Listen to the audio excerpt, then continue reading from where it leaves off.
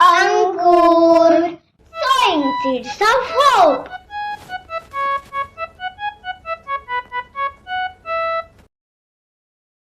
गोष्टीचे नाव आहे शिवभक्त नरहरी बनला विठ्ठल भक्त.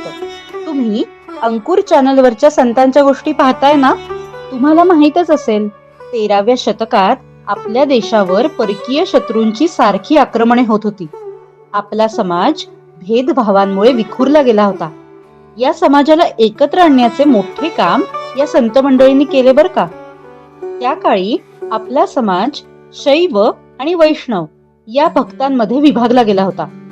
भगवान शंकराची उपासना करणाऱ्यांना शैव, तर श्री विष्णूची भक्ती करणाऱ्यांना वैष्णव असे म्हटले जाईल.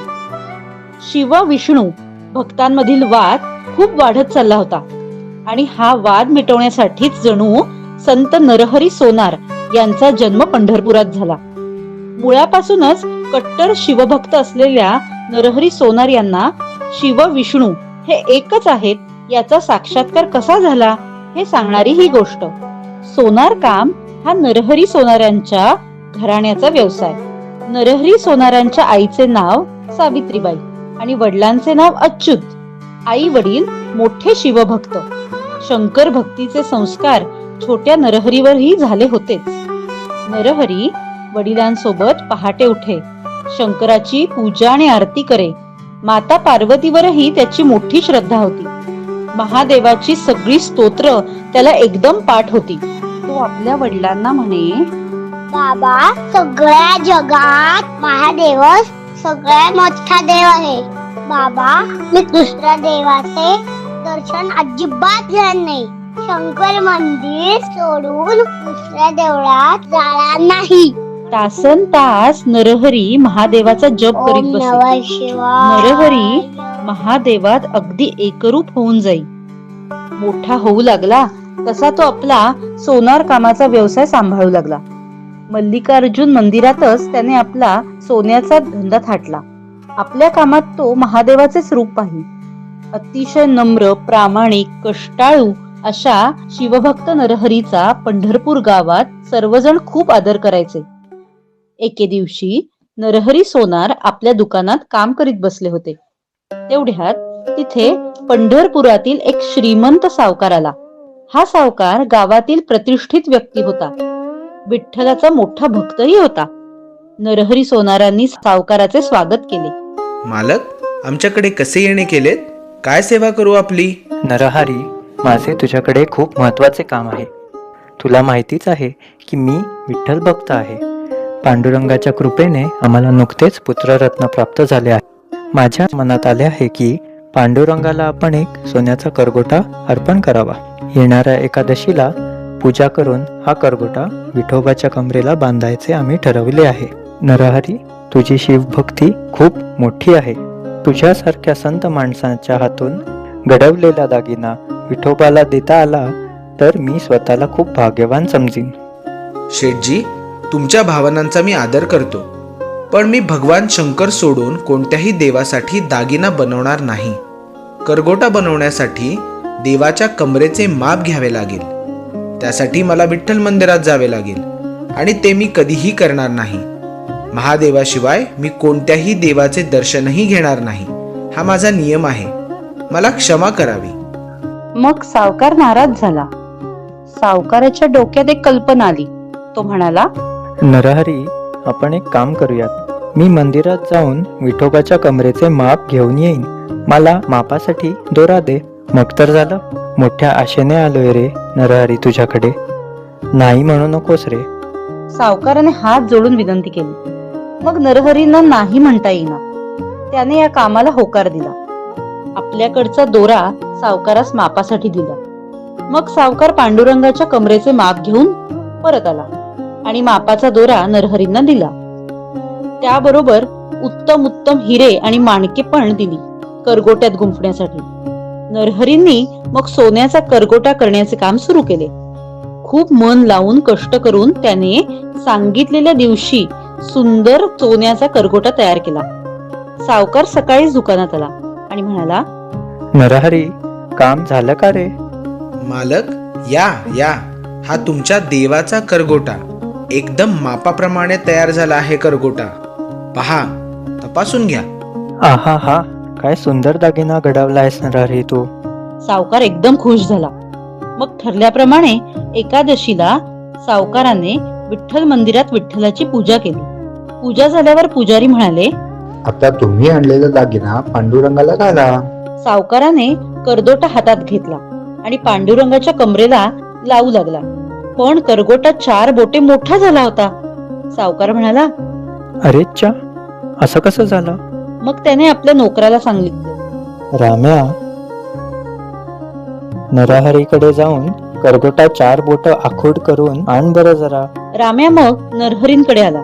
त्यांना म्हणाला, नरहरी महाराज, मालकाने हा करगोटा 4 बोटे कमी करून मागितलाय. जरा लवकर करून देता का? नरहरींना आश्चर्य वाटले. मापाच्या दोऱ्या एवढाच तर आहे हा करगोटा. शेठजींनी माप चुकीचे घेतले असावे. मग नरहरींनी करगोटा 4 बोटे कमी करून दिला. सावकाराचा नोकर करगोटा घेऊन मंदिरात आला. लगबगीने सावकार करगोटा विठ्ठलाच्या कमरेला बांधू लागला. तर काय आश्चर्य, करगोटा 4 बोटे आखूड झाला. हा काय प्रकार आहे? काय चूक घडली आपली? गुरुजी, मी स्वतः जाऊन नरहरीला बोलवून आणतो. आलोच हा. सावकार नरहरींच्या दुकानात आला. नरहरी, अरे करगोटा आता 4 बोट आखूड झालाय. काय चूक झाली कळत नाही. आजच्या दिवशी करगोटा बांधायचा असं ठरवलं होतं बघ मी. व्यत्यय आला रे माझ्या पूजेत. तूच येतोस का रे नरहरी माप घ्यायला? सावकार अगदी रडकुंडीला आला होता. त्याचा पडलेला चेहरा पाहून नरहरींना खूप वाईट वाटले. आपल्या हातून असे कसे घडले? काही कळत नाही. आपल्यामुळे शेठजींची नाचक्की होता कामा नये. पण विठोबाच्या मंदिरात मी कसा जाऊ? त्याचे मुखदर्शन घडेल मला. काय करू मग? मालक, मला क्षमा करा, पण मी विठ्ठलाचे दर्शन काही झाले तरी घेणार नाही. तुम्ही माझ्या डोळ्यावर पट्टी बांधा आणि मंदिरात न्या मला. मी तिथल्या तिथे माप घेईन आणि करगोटा दुरुस्त करून देईन. सावकाराला हायसे वाटले. मग नरहरींच्या डोळ्यांवर सावकाराने पट्टी बांधली आणि ते दोघे विठ्ठल मंदिरात गेले. सावकार मग नरहरींना विठ्ठल मूर्तीच्या अगदी जवळ घेऊन गेला. नरहरी मग हाताने चाचपळून पाहू लागले.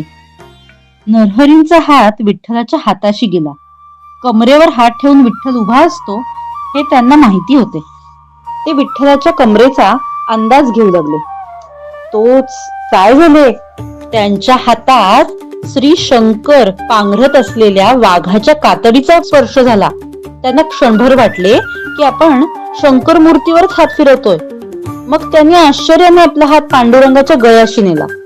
तर काय, त्यांच्या हाताला महादेवाच्या गळ्यातल्या रुद्राक्ष माळेचा स्पर्श झाला. आता मात्र नरहरींना राहावेना. त्यांनी पटकन डोळ्यांवरची पट्टी खाली केली. पाहतात तर समोर सावळा गोजिरा पांडुरंग. क्षणात त्यांच्या तोंडून उद्गार निघाले.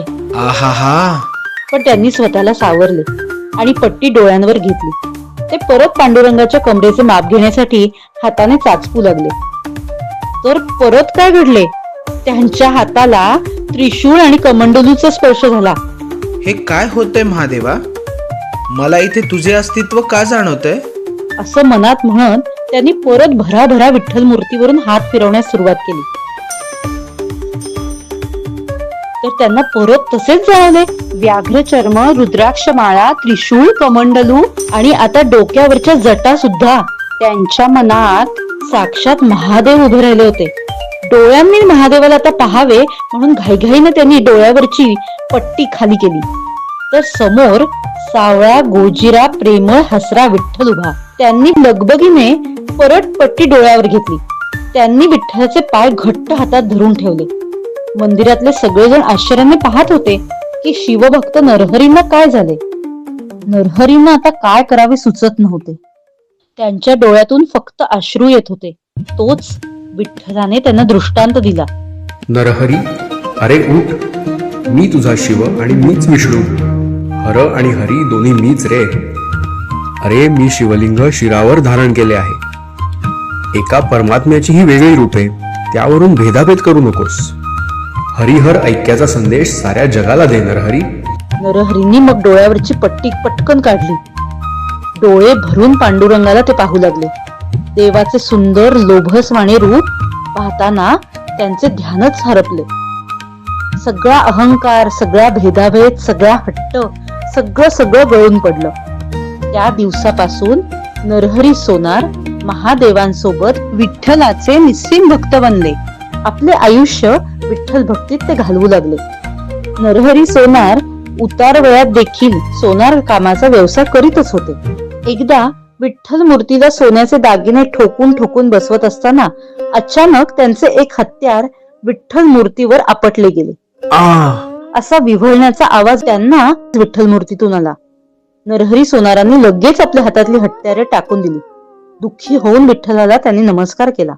विठ्ठला, हे काय घडले रे माझ्या हातून? मला तुझा संकेत कळलाय देवा. आत्ताच्या आत्ता मी हे काम थांबवीन आणि सदैव तुझ्या भक्तीत राहीन.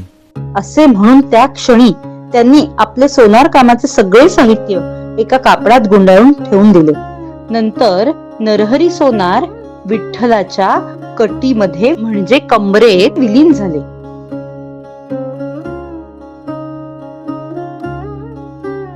आपल्या अंकुर चॅनलवरच्या संत कथा लहान मुलांना आवडतायत ना?